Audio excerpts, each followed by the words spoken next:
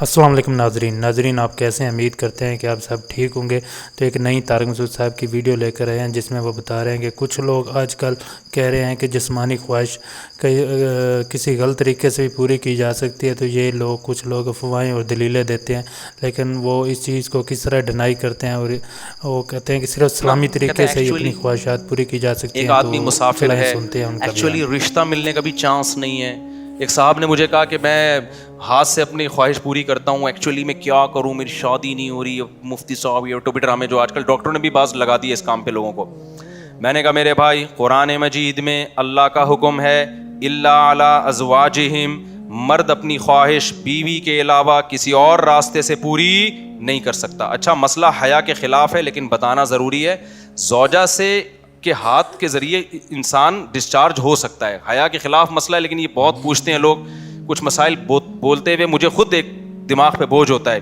تو زوجہ کے ساتھ تو یہ جائز ہے، اپنے ہاتھ سے اپنی خواہش پوری کرنے کی شریعت میں آپ کو اجازت نہیں ہے۔ تو اب خوب سمجھ لو، اللہ تعالیٰ نے مرد کو یہ حکم دیا ہے کہ وہ سوائے شادی کے اس کے پاس اپنی بیوی کے علاوہ اپنی خواہش پوری کرنے کا کوئی راستہ نہیں ہے۔ اب اللہ آپ کی اس مجبوری کو مجبوری نہیں مانتے کہ ایکچولی میں سفر میں ہوں، میں اسٹڈی کے دوران تو میں ہینڈ پریکٹس سے اپنی خواہش پوری نہیں کروں گا تو میں ڈپریشن میں جاؤں گا۔ تو بھائی تو شادی کرنا بیٹھ کے۔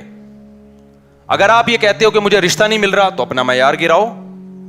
آپ بولو کہ میرے اسٹینڈرڈ کا نہیں مل رہا تو اسٹینڈرڈ کیا کرو، بولو نا، کم کرو۔ آپ اللہ میاں کا یہ حکم ہے، اپنا اسٹینڈرڈ کیا کرو، آپ کم کرو۔ یہ بھی قرآن میں ہے، وَمَن لَّمْ يَسْتَطِعْ مِنكُمْ طَوْلًا أَن يَنكِحَ الْمُحْصَنَاتِ الْمُؤْمِنَاتِ فَمِمَّا مَلَكَتْ أَيْمَانُكُمْ۔ اللہ کہتے ہیں کوئی آزاد عورت شادی کے لیے خاندانی عورت نہیں مل رہی، کسی کی باندی سے شادی کر لو۔ عرب میں باندی کا لیول بہت کم ہوتا تھا، اور اللہ نے فرمایا ذَلِكَ لِمَنْ خَشِيَ الْعَنَتَ مِنكُمْ، جس کو زنا یا برائی کا خطرہ ہے نا وہ یہ کام کرے۔ تو کیا مطلب اللہ کیا حکم دے رہے ہیں؟ اپنا اسٹینڈرڈ کیا کرو، بولو نا، گرا دو۔ اور یہ اللہ نے مرد میں خواہش نفس مسلط اس لیے کی ہے کہ نہ چاہتے ہوئے بھی شادی کرے، یہ اس لیے نہیں کی ہے کہ ہاتھ سے فارغ ہو کر اپنے آپ کو ٹھنڈا کر لے اور شادی 10 سال کے لیے مؤخر کر لے۔ یہ تو مسلط کی گئی ہے، کیونکہ شادی کو اسلام نے آپ پہ نہیں چھوڑا، فطرت نے آپ پہ نہیں چھوڑا۔ ہم اور آپ پہ چھوڑا ہوتا تو ہم 50 سال کے ہو کے بھی نہیں کر رہے ہوتے۔ جو کام انسانیت کی بقا کے لیے ضروری تھا نا، اللہ نے وہ ہمارے مشورے پہ نہیں، اللہ چاہتے ہیں کہ نسل بڑھے، تو اس لیے یہ چیز اللہ نے مسلط کر دی ہے کہ لوگوں سے اللہ مشورہ نہیں لیں گے کہ ایکچولی آپ کو کرنی چاہیے کہ نہیں کرنی چاہیے۔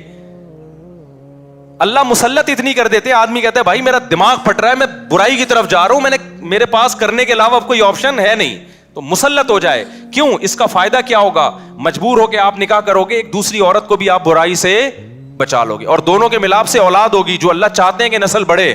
یہ تو فیملی پلاننگ والے کہتے ہیں کہ نہیں بڑھے، لیکن اللہ نہیں مانتا ان چیزوں کو۔ نہیں آ رہی بات، میرا خیال ہے۔ تو یہ فطرت نے مسلط کی ہے، تو اگر ہم مجھ زنی کی اجازت دے دیں تو اس فطرت جو آپ سے چاہ رہی ہے آپ اس کے اگینسٹ چلنا، بولو نا، شروع۔ مثال کے طور پر فطرت آپ کو بھوک لگاتی ہے روٹی کی، کیوں لگاتی ہے؟ چوری کر کے کھاؤ، اس لیے نہ چاہتے ہوئے بھی آپ کمائیں، کاروبار کریں یا ملازمت کریں۔ اس ملازمت کرنے سے کیا ہوگا؟ صرف آپ کو فائدہ نہیں ہوگا، آپ کے باس کو فائدہ ہوگا، اس کا بزنس چلے گا، اس کے بزنس چلنے سے لوگوں کو فائدہ ہوگا۔ تو یہ سب چیزیں ایک دوسرے سے کیا ہیں؟ لنک۔ آپ کو بھوک لگ رہی ہے، اسلام کہتا ہے آپ حلال طریقے سے کما کے کھاؤ۔ آپ کہہ رہے تھے میں نہیں کما رہا، جب بھوک لگے گی نا ٹائٹ تو آپ کمانے پر کیا ہوگے؟ مجبور۔ پھر آپ بزنس کرو گے، اس بزنس سے آپ کو بھی فائدہ ہوگا اور قوم کو بھی فائدہ۔ تو کچھ کام قدرت ہم پہ مسلط کر کے کرواتی ہے تاکہ لوگوں کو اس سے کیا ہو جائے؟ فائدہ، ہمارے نہ چاہتے ہوئے بھی فائدہ ہو جائے۔